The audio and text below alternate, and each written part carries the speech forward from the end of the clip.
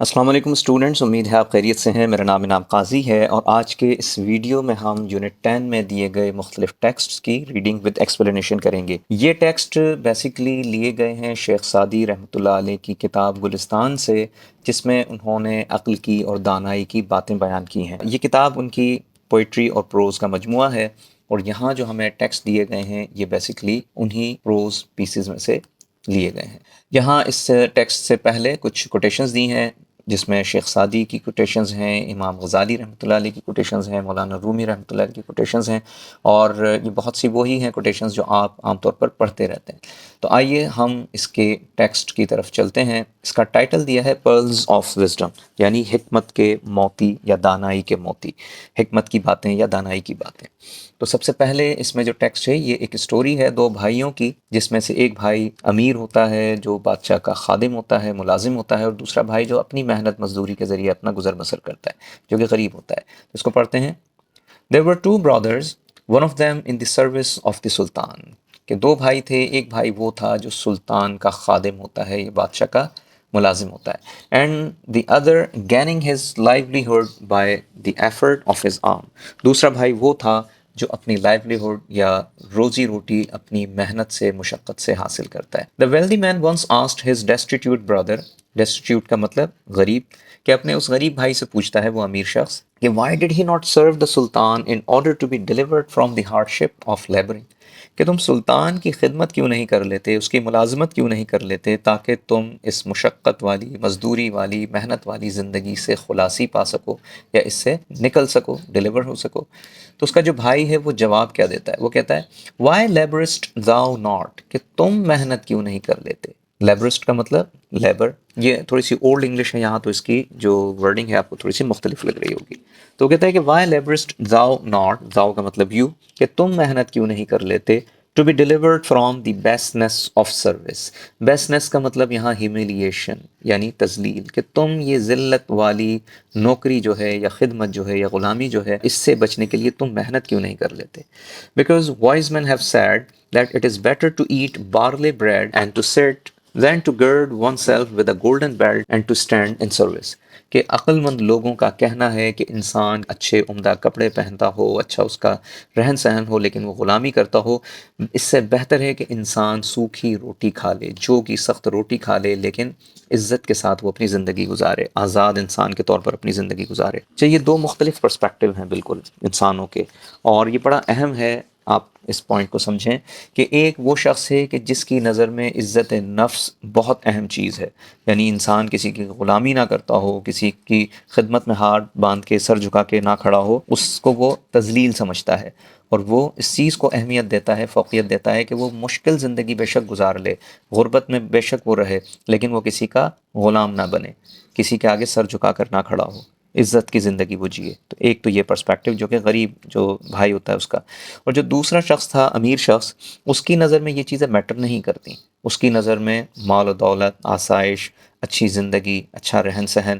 وہ میٹر کرتا ہے، اور اس کی نظر میں عزت نفس کی کوئی ایسی اہمیت نہیں، یعنی وہ اس چیز کو اپنی تذلیل ہی نہیں سمجھتا کہ وہ ہاتھ باندھے خادموں کی طرح سر جھکائے کھڑا ہو۔ تو یہ دو پرسپیکٹیو ہیں، اور اسی بات کو شیخ سعدی نے بتایا کہ عقل مند لوگوں کا یہی کہنا ہے کہ انسان سوکھی روٹی کھا لے لیکن عزت کی زندگی گزارے، بجائے اس کے کہ وہ کسی کی خدمت میں عمدہ سا لباس اس نے پہنا ہوا ہو، بڑی اس کو آسائشیں ہوں، لیکن وہ ایک غلام بن کر، ایک خادم بن کر ہاتھ باندھے سر جھکائے کھڑا ہو۔ تو یہ ایک عزت والی زندگی نہیں ہے۔ اسی بات کو شیخ سعدی نے پوئٹرک انداز سے کہا ہے کہ to leaven mortar of quick lime with hand, leaven کی میننگ ہے مکس کرنا، مورٹر کا مطلب وہ مسالہ یا وہ گارا جو کہ سیمنٹ اور چونا اور اس طرح کی مٹیریل کو ملا کر بنایا جاتا ہے، جو پلستر وغیرہ کے لیے یا دیواریں بنانے کے لیے استعمال ہوتا ہے، اس کی انہوں نے مثال دے کے سمجھایا کہ یہ بہتر ہے کہ انسان اپنے ہاتھوں سے وہ مسالہ، وہ گارا بنا لے، بجائے اس کے کہ ان ہاتھوں کو سینے پر باندھ کر کسی کی غلامی کرے۔ So to leaven mortar of quick lime with the hand is better than to hold them on the breast before the امیر۔ امیر کا مطلب یہاں آقا یا سلطان یا بادشاہ۔ اور آگے کہتے ہیں کہ my precious life was spent in considering what I am to eat in summer and wear in winter، کہ میری زندگی اسی فکر میں جو ہے وہ ختم ہو جاتی ہے کہ ایک جو انسان خواہشات کا غلام ہوتا ہے وہ اپنی आसाइशों की ही तलब के अंदर, आसाइशों की ही हासिल करने की दौड़ में वो भागता रहता है और उसकी ज़िंदगी इसी तरह ख़त्म हो जाती है। और आगे कहते हैं कि ओ इग्नोबल बैली। अच्छा, इग्नोबल का मतलब बेशरम का सेंस होता है, यानी जिसको इज़्ज़त नफ्स की कोई फ़िक्र ना हो, उसको इन्होंने इग्नोबल कहा है। कि ओ इग्नोबल बैली यानी इंसान का पेट है जो उससे तलब करता है, जो खाने को मांगता है, जिसकी नज़र में इज़्ज़त नफ्स इतनी अहम नहीं होती, तो उसको उन्होंने इग्नोबल कहा है कि ओ ignoble belly be satisfied with one bread, कि ए बेशरम पेट एक रोटी से मुतमईन हो जा, rather than to band the back in service, बजाय इसके कि कमर झुकाए किसी की खिदमत में, किसी की ग़ुलामी में खड़ा हो। तो ये एक सबक इन्होंने हमें यहाँ दिया है कि इंसान सूखी रोटी खा ले, थोड़े पर राज़ी हो जाए, लेकिन इज़्ज़त की ज़िंदगी गुजारे, इज़्ज़त नफ्स के साथ वो जिए, बजाय इसके कि वो इज़्ज़त नफ्स को पामाल करके, उसको कुचल के और ग़ुलामी की बेसनेस की ज़िंदगी को गुजारे। अगला टेक्स्ट है इसमें, टेक्स्ट नंबर 2। ये भी एक बड़ी इंटरेस्टिंग कहानी है, इसको हम पढ़ते हैं कि a king was in the same boat with a slave who had never before been at C and experienced the inconvenience of a vessel. Vessel का मतलब है यहाँ बोट या जहाज़, इनकन्वीनियंस का मतलब ट्रबल या परेशानी। तो यहाँ इन्होंने एक कहानी के ज़रिए बताया है कि एक बादशाह और एक ग़ुलाम एक कश्ती में सफ़र कर रहे थे। जो ग़ुलाम था वो बहुत डरा हुआ, सहमा हुआ और इस कदर वो घबराया हुआ था कि वो बार बार चीख पुकार कर रहा था, रो रहा था। अच्छा, ये उसका पहला सफ़र था, उसने कभी इससे पहले कश्ती में सफ़र किया नहीं था ग़ुलाम ने। सो he began to cry and to tremble to such a degree that he could not be पेसिफाइड bye kindness. Tremble का मतलब कांपना और पेसिफाइड का मतलब है सुकून में आना, कि उसको हर तरह से समझा लिया, बड़े प्यार से भी समझा लिया बादशाह ने, लेकिन वो किसी सूरत सुकून में नहीं आ रहा था। So that at last the king became displeased as the matter could not be रेमेडीड। तो लिहाजा बादशाह नाराज़ हो गया क्योंकि कोई हल नहीं निकल रहा था इस मसले का। अच्छा, उसी कश्ती में एक अक्लमंद शख्स मौजूद था, एक दाना कोई बुज़ुर्ग वहाँ मौजूद थे। In that boat there happen to be a wise man, के अक्लमंद शख्स वहाँ मौजूद था। हु सैड, उसने कहा विद दाई परमिशन, दाई का मतलब योर, कि वो बादशाह से कहता है कि आपकी अगर इजाज़त हो, आई शैल क्वाइट हिम, कि मैं इसे खामोश करवा दूंगा। आप बड़ा इसको समझा रहे हैं, ये नहीं समझ पा रहा, अब मुझे मौका दीजिए, मैं इसको खामोश करवा दूंगा। द किंग रिप्लाइड, बादशाह कहता है it will be a great favour, ये तो बड़ी आपकी मेहरबानी होगी, बड़ी नवाजिश होगी अगर आप ये मसला हल कर दें। The wise man ordered the slave to be thrown into the water so that he swallowed some of it.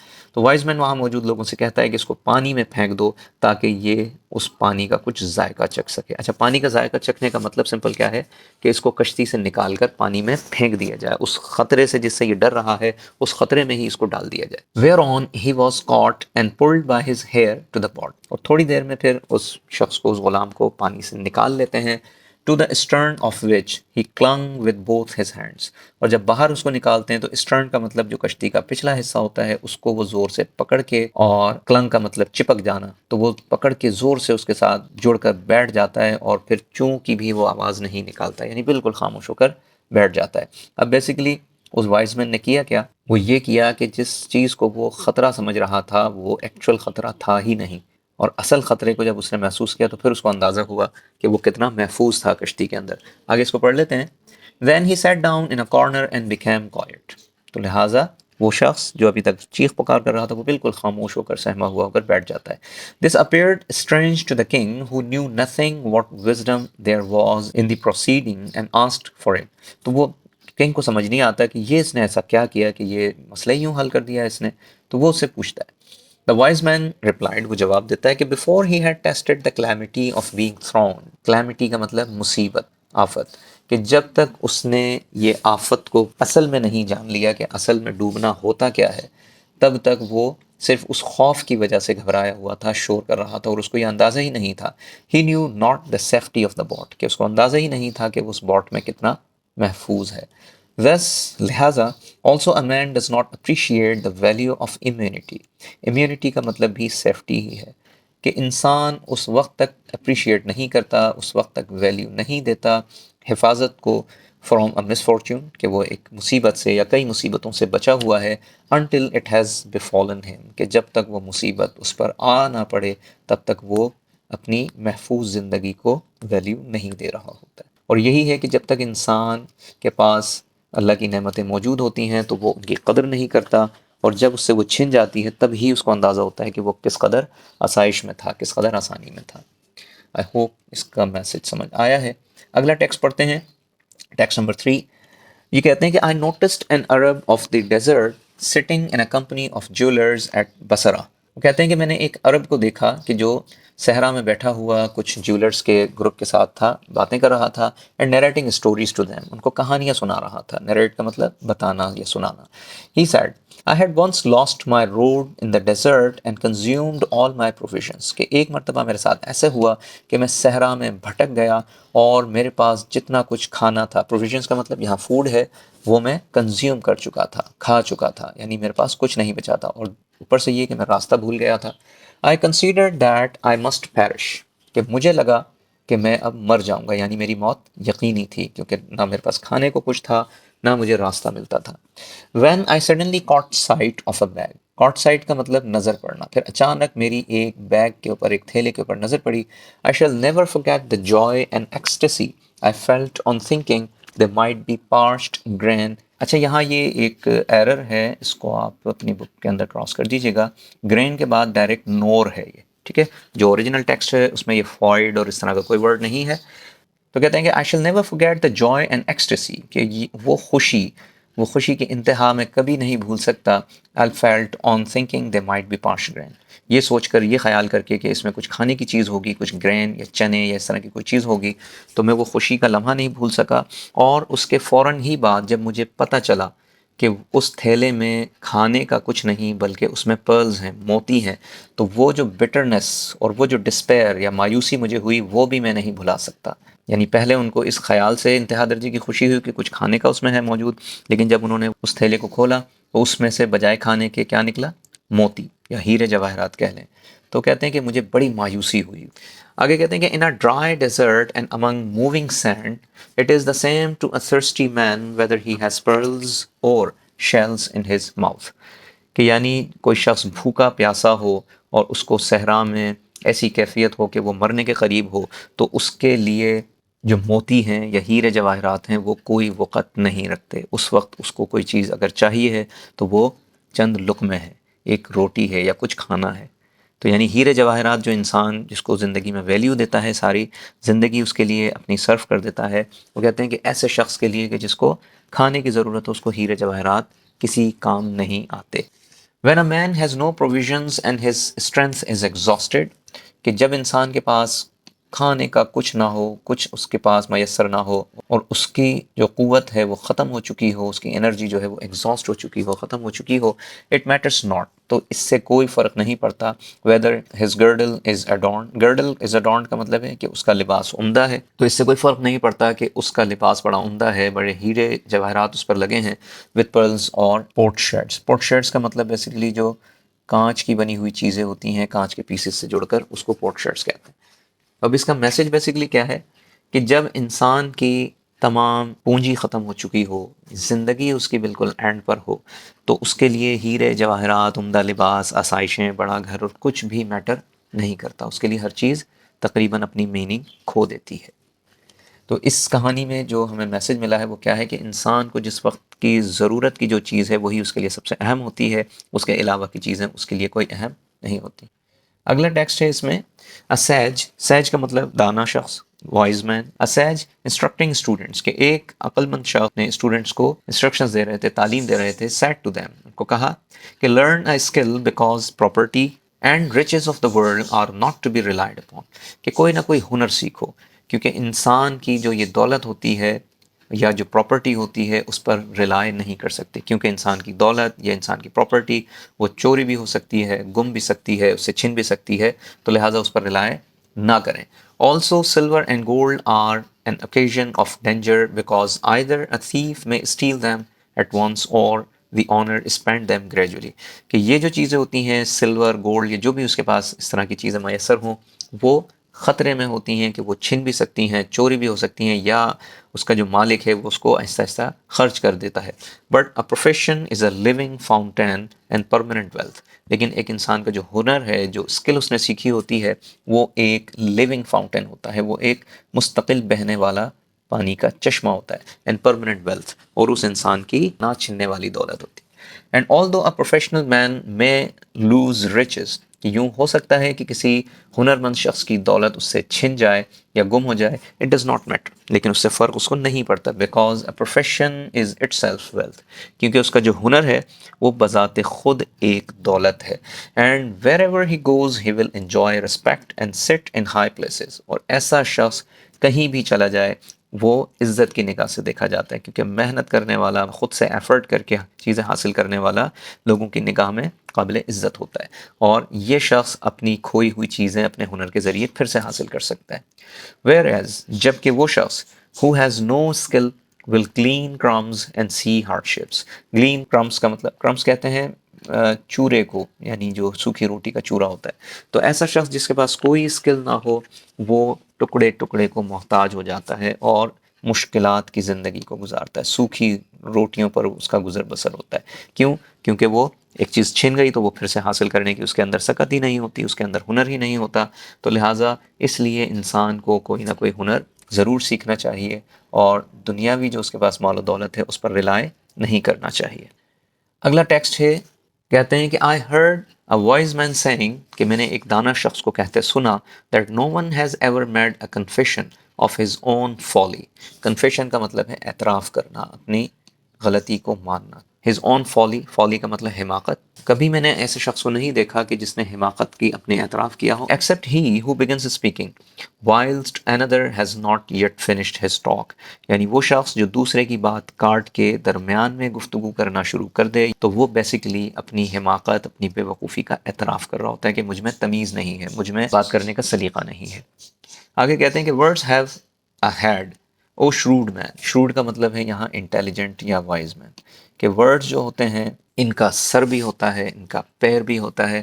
do not insert thy words between words of others. تو لہٰذا دوسروں کی باتوں میں اپنی باتوں کو داخل نہ کریں، یا دوسروں کی باتوں میں درمیان میں نہ بول پڑیں. the possessor of deliberation، deliberation کا مطلب ہے یہاں سمجھ بوجھ، سوچ وچار. the possessor کا مطلب جس شخص میں سمجھ بوجھ ہو یا سمجھ بوجھ رکھنے والا شخص.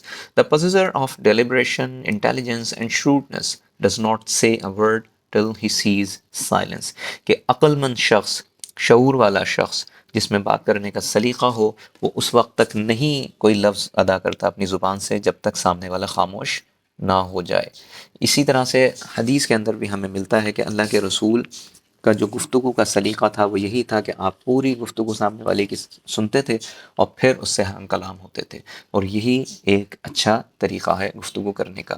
درمیان میں بولنے کو حماقت، بے وقوفی اور اس طرح کے الفاظ شیخ سعدی نے کہے ہیں. اگلا اس کا جو میکسم ہے، اچھا میکسم کا مطلب قول، عقل کی باتیں ہوتی ہیں ان کو میکسمز بھی کہا جاتا ہے. اب وہ اقوال جو انسان کی رہنمائی کرتے ہیں. یہ کہتے ہیں کہ property is for the comfort of life, کہ انسان کی جو پراپرٹی ہے، انسان کے جو حاصل ہے زندگی میں، وہ جو کچھ جمع کرتا ہے وہ اس کی زندگی کو آسان بنانے کے لیے ہوتا ہے. Not for the accumulation of wealth, وہ اس لیے نہیں ہوتا کہ انسان اس کو بس جمع کرتا جائے، ایکومولیٹ کرتا جائے، اس کا ڈھیر لگاتا جائے. A sage having been asked who is lucky and who is not، کہ ایک دانا شخص سے پوچھا گیا کہ کون خوش قسمت ہے کون بد قسمت ہے، تو انہوں نے کہا کہ he is lucky who has eaten and sowed but he is unlucky who has died and not enjoyed. کہ وہ شخص بڑا خوش قسمت ہے کہ جس نے دولت حاصل بھی کی، اس کو استعمال بھی کیا اور اس کو مستقبل کے لیے تھوڑا محفوظ بھی بنا لیا تاکہ آگے جا کر وہ چیزوں میں سروائیو کر سکے. لیکن وہ شخص بد قسمت ہے کہ جو صرف جمع کرتا گیا اور اس کو استعمال کرنے کا کبھی موقع نہیں ملا، اور جمع کرتے کرتے ہی بالآخر وہ دنیا سے چلا گیا.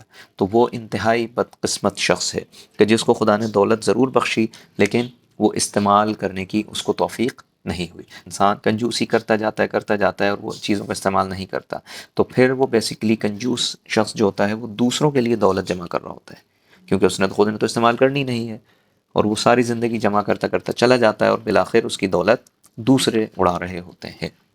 تو یہاں اس ایسے شخص کو بد قسمت کہا گیا ہے. ایک اور میکسم ہے، ایک اور قول ہے، it is contrary to what is proper and against the opinion of to partake of medicine by gaze and to go after a caravan without seeing the road. یعنی یہ انتہائی بے وقوفی کی بات ہے. contrary to what is proper کا مطلب کیا ہے؟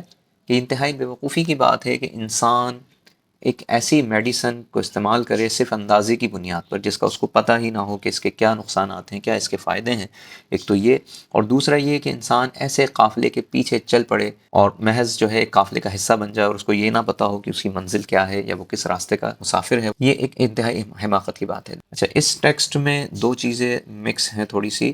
ایک تو انہوں نے کہا کہ انسان کو پہلے سے جاننا چاہیے کہ وہ کس راستے پر چل رہا ہے اور اس کی منزل کیا ہے، یعنی وہ کسی قافلے کا حصہ بن رہا ہے تو اس کو معلوم ہونا چاہیے کہ یہ قافلہ کس جانب جاتا ہے۔ اور اسی طریقے سے یہ بھی ایک حماقت ہے کہ انسان کوئی دوا استعمال کرے اور اس کو اس کے نقصان یا اس کے فائدے کا علم نہ ہو، ایک تو یہ بات ہے۔ دوسری، اگلے حصے میں انہوں نے بات بتائی، the Imam Muhammad Ghazali upon whom be the mercy of اللہ، اللہ کی ان پر رحمت ہو، having been asked، ان سے پوچھا گیا in what manner he had attained such a degree of knowledge، ان سے پوچھا گیا کہ آپ نے اتنا علم کیسے حاصل کیا، اتنی دانائی کیسے حاصل کی، تو ان کا جواب تھا by not being ashamed to ask about things I did not know، انہوں نے کہا کہ میں نے کبھی وہ بات معلوم کرنے میں شرم محسوس نہیں کی کہ جو میں نہیں جانتا تھا، یعنی مجھے کہیں کوئی چھوٹی سی بات میں بھی کنفیوژن ہوتی، میں بغیر شرمائے بغیر ہچکچائے وہ پوچھ لیا کرتا تھا، تو اس طرح میری نالج بڑھتی گئی اور اللہ نے مجھے علم سے نوازا۔ تو یہاں پر بھی یہی اس میں میسج ہے کہ ہمیں سوال کرنا چاہیے، جو چیز ہم نہیں جانتے وہ اس شخص سے پوچھنا چاہیے کہ جو وہ جانتا ہو، تو اس طرح ہمارا علم بڑھتا ہے۔ اگلا اس میں ہے maxim, a weak man trying to show his prowess off against a strong one only adds his foe to encompass his own destruction۔ جب prowess کا مطلب ہے strength، آگے ہے کہ a weak man trying to show his prowess off against a strong one، کہ وہ شخص جو کمزور ہو اور اپنی طاقت اپنے سے کئی گنا بڑے، اپنے سے کئی گنا طاقتور انسان کے سامنے اپنی پروویس کو، اپنی طاقت کو دکھانا چاہتا ہو، تو وہ محض یہ کرتا ہے کہ وہ اپنی تباہی کا سامان کرتا ہے۔ یعنی ہمیں اندازہ ہونا چاہیے کہ ہماری اسٹرینتھ کیا ہے، ہم اس کے مطابق عمل کریں، بجائے اس کے کہ ہم ایک ایسے کام میں پڑ جائیں جو ہماری وسعت سے، ہماری طاقت سے باہر ہو۔ تو یہاں انہوں نے یہ میسج دیا ہے کہ انسان کو اپنی اسٹرینتھ اور ویکنیس کو سامنے رکھ کر کام کرنا چاہیے۔ اگلا اس کا جو میکسم ہے وہ ہے even after falling into mud a jewel retains it's کاسٹلینس، کہ ایک ہیرا اگر مٹی میں گر جائے، کیچڑ میں گر جائے، تب بھی اس کی جو وقت ہے، اس کی جو قیمت ہے، اس میں کوئی فرق نہیں پڑتا۔ اور دوسری طرف and dust although it may rise into the sky is as contemptible as before۔ اچھا، یہاں پنکچویشن کا ایک ایرر ہے، ڈسٹ کے بعد یہاں کاما آنا چاہیے اور یہ although کا اے پھر اسمال ہو جائے گا، ٹھیک ہے۔ اور دوسری طرف کیا ہے کہ مٹی آسمان میں کتنی ہی بلندی پر چلی جائے وہ ایسے ہی کنٹمپٹیبل ہوتی ہے جیسا کہ پہلے تھی۔ کنٹمپٹیبل کا مطلب ویسے قابل نفرت کہہ لیں یا اس کو ہم کہیں ویلیو لیس، کہ مٹی اور ہیرے کی آپس میں کمپیریزن سے انہوں نے بتایا ہے کہ ہیرا اگر کیچڑ میں گر جائے تب بھی وہ ہیرا رہتا ہے، اور مٹی آسمان تک بھی بلند ہو جائے تب بھی وہ مٹی رہتی ہے محض۔ آگے پھر کہتے ہیں کہ کیپیسٹی وداؤٹ ایجوکیشن از ڈپلوریبل۔ ڈپلوریبل کا مطلب ان ایکسیپٹیبل یا ویری بیڈ، کہ انسان میں تعلیم نہ ہو اور محض ٹیلنٹ ہو۔ کیپیسٹی کا مطلب ہم یہاں ٹیلنٹ یا ایبلٹی لیں گے، کہ انسان میں تعلیم نہ ہو اور محض ٹیلنٹ ہو تو وہ بھی کوئی اچھی چیز نہیں ہے۔ And education without capacity is thrown away, اور محض تعلیم ہو یا یوں کہیں کہ محض اس کے پاس ڈگری ہو اور کوئی کیپیسٹی یا صلاحیت نہ ہو تو وہ بھی بیکار ہے، بیکار ہے یعنی کسی کام کی نہیں ہے۔ تو یہ دونوں چیزیں ساتھ ہونی چاہیے، تعلیم اور اس کے ساتھ ساتھ صلاحیت، یہ دونوں ساتھ ہوں تب جا کر انسان کسی قابل ہوتا ہے۔ آگے ہے کہ drop upon drop collected will make a river, کہ قطرہ قطرہ مل کر دریا بنتا ہے۔ یہ بہت مشہور جملہ ہے، اس طرح سے کہا جاتا ہے rivers upon rivers collected will make a sea, اور دریا سے دریا ملتا ہے تو وہ سمندر بن جاتا ہے۔ Little and little together will become much, کہ تھوڑا تھوڑا کر کے ہی انسان بہت کچھ کر سکتا ہے، چھوٹے چھوٹے قدموں سے ہی انسان بڑی بڑی چوٹیوں کو، پہاڑوں کو سر کر دیتا ہے۔ Greenery is but green upon green, جو غلے کا ڈھیر ہوتا ہے وہ بھی چھوٹے چھوٹے دانے سے مل کر ایک بہت بڑا غلے کا وہ پہاڑ بن جاتا ہے۔ اگلا اس میں ہے میکسم کہ confide not to a friend every secret thou possess، کہ اپنا ہر سیکرٹ اپنے دوست کے ساتھ مت شیئر کرو، یعنی کچھ باتیں ایسی ہوں جو آپ اپنے پاس تک ہی محدود رکھو۔ How know you that he will not some time become thy foe، thy foe کا مطلب your enemy، foe کا مطلب enemy، کہ یہ آپ کو کیا معلوم کہ وہ آنے والے وقت میں تمہارا دشمن بن جائے۔ Inflict not every injury you can upon an enemy because it is possible that one day he may become thy friend. لہٰذا اسی طرح اپنے دشمن کے ساتھ دشمنی میں اتنے نہ آگے بڑھ جاؤ کہ اس پر ظلم کیے جاؤ، کیونکہ تمہیں نہیں معلوم کہ ہو سکتا ہے کہ وہ آنے والے وقت میں تمہارا دوست بن جائے۔ انفلیکٹ کا مطلب یہاں ہٹ کرنا یا چوٹ پہنچانا، ٹھیک ہے؟ تو اس میں بھی یہی ہے کہ انسان کو بیلنس میں رہنا چاہیے کہ نہ تو نفرت میں اتنا آگے بڑھ جائے اور نہ دوستی میں اتنا حماقتیں کرنے لگ جائے۔ تو یہ تھے اس یونٹ میں دیے گئے مختلف text. I hope these pearls of wisdom آپ کو سمجھ آئے ہوں گے۔ اب تک کے لیے اتنا ہی، اللہ حافظ۔